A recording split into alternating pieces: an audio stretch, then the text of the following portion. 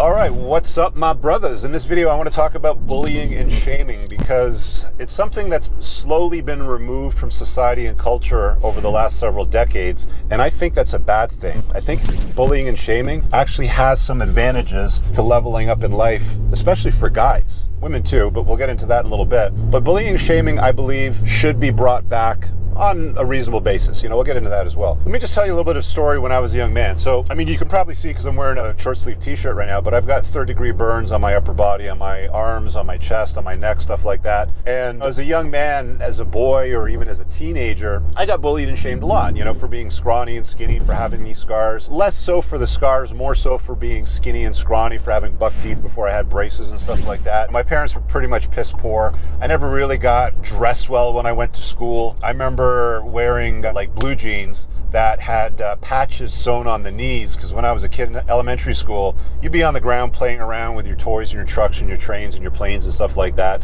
and you'd wear holes in your knees, and then mom would come along and be like, oh well, that looks silly, so let me sew on a patch, and then you'd walk around with patched up jeans to school, and the kids would make fun of you. The most discount store when I was a kid was called Byway. Shout out to those guys in the Greater Toronto area that remember Byway, but the kids would always make fun of you. They'd say something like, nice clothes, I wanted to get that from the Byway donation box, but I couldn't reach all the way down to the bottom, or nice whatever, does it come in men's style, or something like that, suggesting that you're wearing female clothing or something along those lines. So bullying and shaming at the time, I get why the management of elementary school kids, they try to make sure they don't get bullied or shamed so they don't feel excluded or left out or whatever. Everybody gets a participation trophy today, or a ribbon if they participate in something, no matter how bad they suck at it. But I really do believe that bullying and shaming had a degree of shaping me, and a lot of the guys that I've talked to over the years as well that have become very successful multimillionaires, run successful businesses, they enjoy a lot of life's rewards, drive nice cars, they travel a lot, have great women in their circle, stuff like that. They all come from an origin of nobodies that were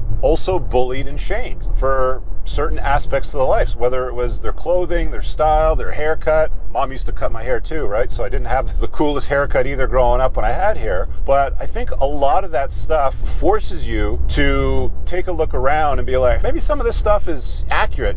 Guys that are fat, you might want to be like, probably fat. Like, fat shaming works, believe it or not. A buddy of mine got fat and I started calling him a fatso, and he lost the weight.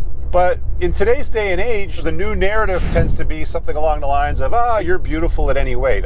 That's what they tell women for the most part. There's an endless supply of social media posts and videos that I've shared off of Twitter, the X platform, whatever you want to call it, over the years, where it's like, there's these women that lie to other women and like, oh, you're absolutely stunning in that outfit. But she's like, you know what I mean? She's not. Like, nobody's attracted to it. Like, they're just lying to her. Sometimes I like to say nobody hates women more than other women because they lie to them about a lot of this stuff. And a lot of this stuff is also true for guys too. You coddle boys. That's why we have this generation of weak, soft men today, because they've all been raised in a household that, you can't shame or bully that kid, or you can't do that to your brother. Say sorry to him. Or in the schoolyard, you couldn't do certain things that you used to be able to do 20 years ago that kids sort of like shaped and sort of grew out of and, became something. I think it's actually something that we should bring back. I really do. To a degree. Not to the point where you're pushing people off the edge and they're ending things, or they're self-deleting, if we can put it that way. I think that's a little bit too far, but I think the pendulum has swung way too far in the other direction, where it's like, you can't say anything anymore. You can't shame anybody for what it is they're wearing, their car they're driving. I used to get shamed for the cars that I was driving when I was younger, because I've always been a petrol head. I like cars.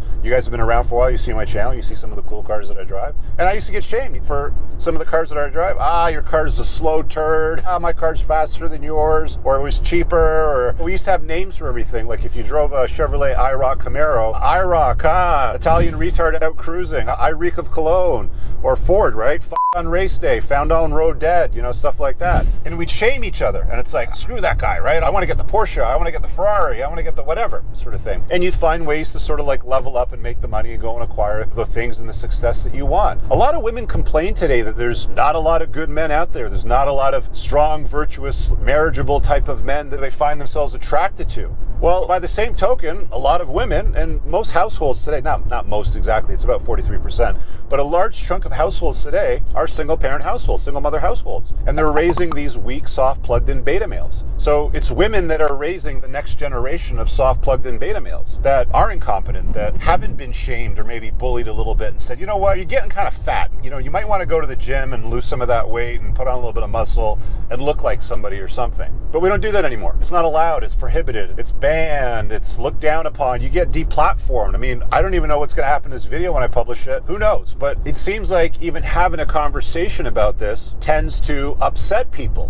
which is just so bizarre to me. Because, like, as a kid that got bullied and shamed for being skinny and scarred and buck teeth, or bad haircut from mom, or crappy cheap clothes because we were broke as a joke. But like, all of these things occurred in my childhood and a lot of other kids that I know, but you turn out fine. You turn out better than fine, you know, as a matter of fact. I would even argue that if I were to compare my life today to a lot of the people that I know from school, like elementary school through high school and stuff like that, a lot of the kids that were like a silver spoon in the mouth, like they were sort of like given a lot. You know, a buddy of mine growing up, he always had cool cars. You know, he had a nice Mustang that was like a vintage one that his parents bought for him. He had a Jaguar whenever he wanted to drive his dad's car, stuff like that. But I don't see many of these guys today at the level where you'd think that they should be. And that's like very interesting to me, because actually the shaming and the bullying and the poking and prodding, to a degree, to a reasonable degree, encourages you to do more with your life, encourages you to remedy those areas that you feel shameful of.